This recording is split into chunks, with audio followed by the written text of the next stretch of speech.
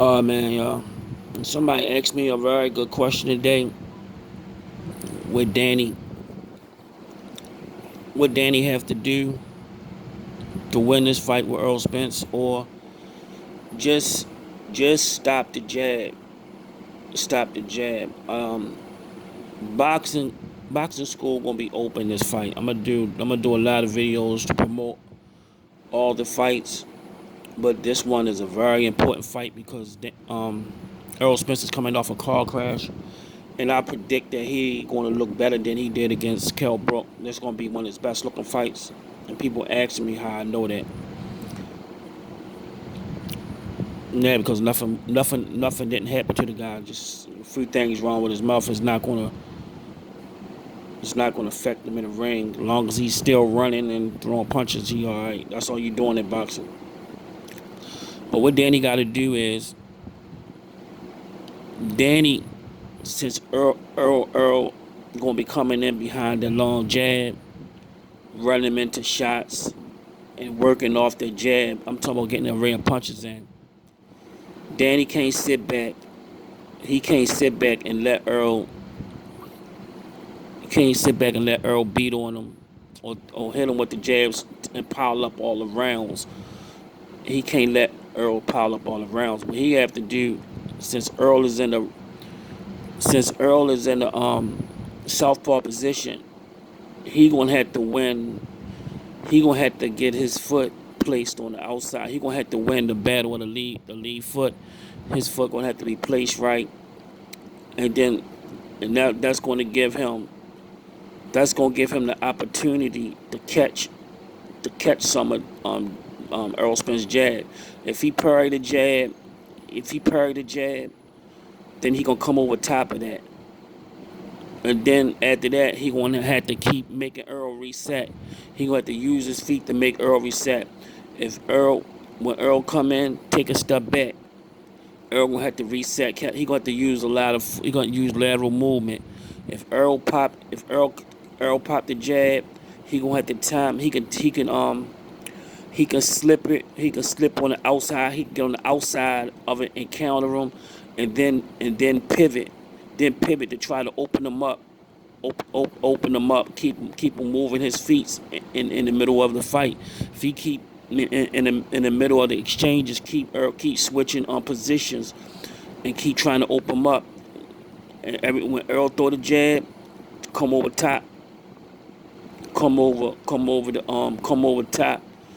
over top of it, or he can roll under it, counter it, catch it, slip it, count it, and time it, and throw your jab at the same time.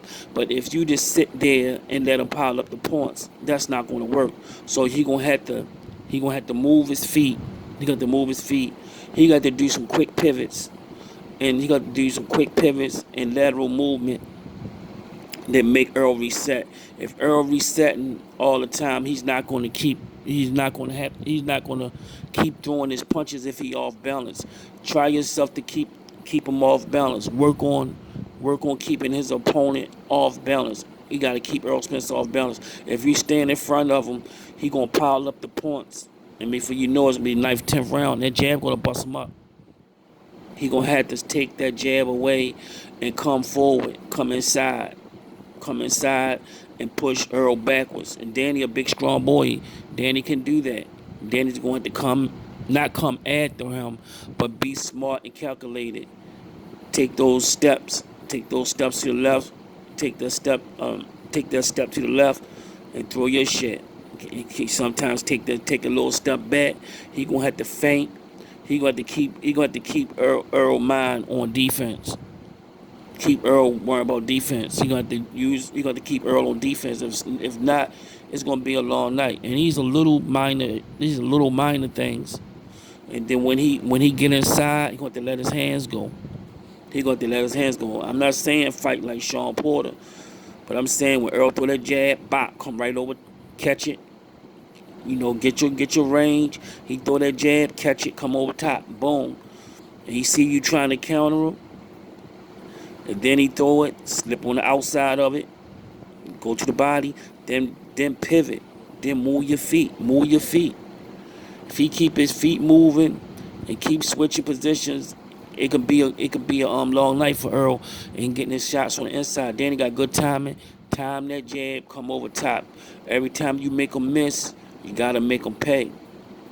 Because right now, don't listen to the people on the internet. You're going to see you got to prepare for the best Errol Spence. One thing, one thing you're going to believe for certain is not going to be the Errol Spence that fought Danny Garcia that threw 1,000 punches. It's not going to be the Errol Spence that brawl with Sean Porter. You looking at a focus and shape. You're gonna look at a focus and shape Errol Spence. You're gonna be looking at a focus and shape Errol Spence that's gonna come to systematically try to break you down. I don't listen. I don't listen to. I would have to see that a person that's highly motivated, in shape, training 3 times a day, and I'm going to listen to the internet and think that this person is not going to be at his best. I would prepare like the best Errol Spence you ever seen, because that's the Errol Spence you might see. So I will get in crazy shape myself. I will get in the best shape I can and try to time. He's gonna have to have perfect timing.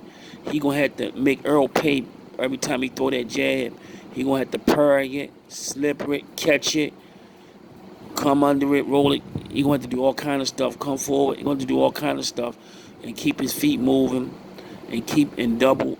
And another thing that could work if you double up. Sometimes you double up on your jab.